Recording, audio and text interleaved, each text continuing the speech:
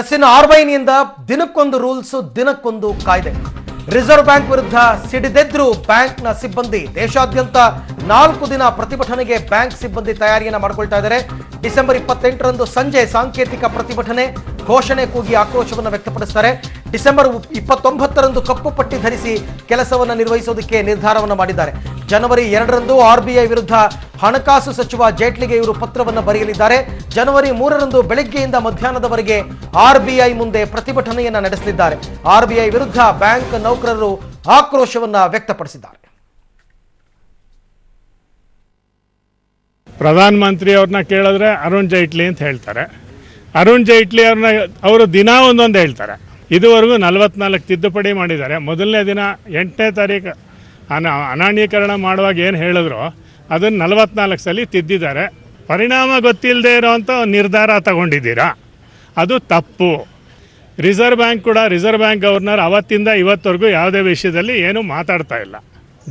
ಜನಸಾಮಾನ್ಯರಿಗೆ ಎಷ್ಟು currency cash ಬೇಕು ಅದನ್ನು ದಯವಿಟ್ಟು ಇಮಿಡಿಯೇಟ್ ರಿಲೀಸ್ ಮಾಡಬೇಕು. ಯಾವ ಬ್ಯಾಂಕ್ಗೆ ಎಷ್ಟೆಷ್ಟು ಹಣ ಪಾವತಿ ಮಾಡಿದ್ದಾರೆ ರಾಜ್ಯ ಮಟ್ಟದಲ್ಲಿ ಮತ್ತು ಬ್ಯಾಂಕ್ ಮಟ್ಟದಲ್ಲಿ ಎಲ್ರಿಗೂ ಅದನ್ನು ತಿಳುವಳಿಕೆ ಕೊಡಬೇಕು. ಅದರ ಬಗ್ಗೆ ಒಂದು ಅಂಕಿಅಂಶ ಇಮಿಡಿಯೇಟ್ ಅನೌನ್ಸ್ ಮಾಡಬೇಕು ಅಂತ ಡಿಮಾಂಡ್ ಮಾಡ್ತೀವಿ.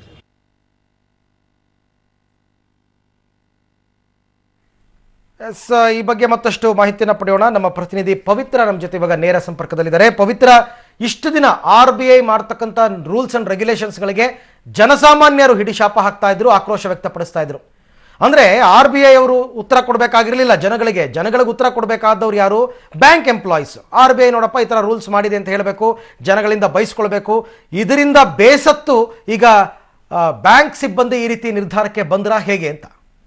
ಖಂಡಿತ ಅರವಿಂದ್, ಯಾಕಂದ್ರೆ 43 ದಿನ ಆಯ್ತು, ಇಲ್ಲಿವರೆಗೂ ಕೂಡ ಜನರ ಆಕ್ರೋಶ, ಕೋಪ, ತಾಪ ಎಲ್ಲವನ್ನ ಕೂಡ ನೇರವಾಗಿ ಸಹಿಸಿಕೊಂಡವರು ಬ್ಯಾಂಕ್ ಅವರು.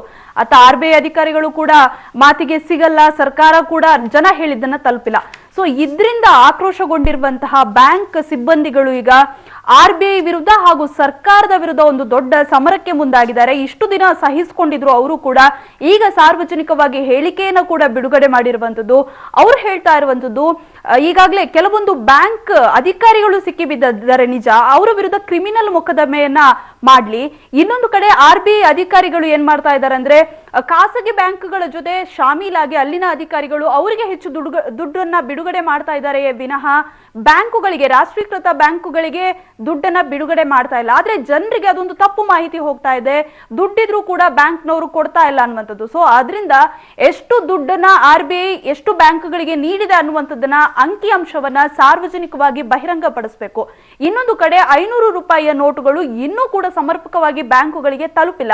ಸೊ ತಮ್ಮ ಬಳಿ ದುಡ್ಡಿಲ್ಲ ಅನ್ನುವಂಥದ್ದನ್ನ RBI ಸಾರ್ವಜನಿಕವಾಗಿ ಒಪ್ಪಿಕೊಳ್ಳಿ. ಯಾಕಂದ್ರೆ ನಮ್ಮ ಮೇಲೆ ಜನರು ಅವರ ಆಕ್ರೋಶ ನಮ್ಮ ಮೇಲೆ ತಿರುಗ್ತಾ ಇದೆ. ಇನ್ನೊಂದು ಕಡೆ ಬ್ಯಾಂಕ್ ಸಿಬ್ಬಂದಿಗಳ ಮೇಲೆ ಹಲ್ಲೆ ಮಾಡ್ತಾ ಇದ್ದಾರೆ. ಆದ್ರೆ ಸರ್ಕಾರ ಇದೆಲ್ಲವನ್ನ ಕೂಡ ಮೌನವಾಗಿ ನೋಡ್ಕೊಂಡು, ಇನ್ನೊಂದು ಕಡೆ RBI ತನ್ನ ತಪ್ಪುಗಳನ್ನ ಬ್ಯಾಂಕ್ಗಳ ಮೇಲೆ ಹಾಕಿ ಈ ರೀತಿ ಮಜಾ ನೋಡ್ತಾ ಇದೆ. ಆದ್ರಿಂದ ಈಗಾಗಲೇ ಪ್ರತಿಭಟನೆಗೆ ಇಳಿದು ತಮ್ಮ ಬೇಡಿಕೆಗಳನ್ನ ಸರ್ಕಾರ ಹಾಗೂ RBI ಮುಂದೆ ಇಡ್ತಾ ಇದ್ದಾರೆ. Yes Pavithra, thank you. ತಮ್ಮೆಲ್ಲ ಮಾಹಿತಿಗಾಗಿ ಧನ್ಯವಾದ.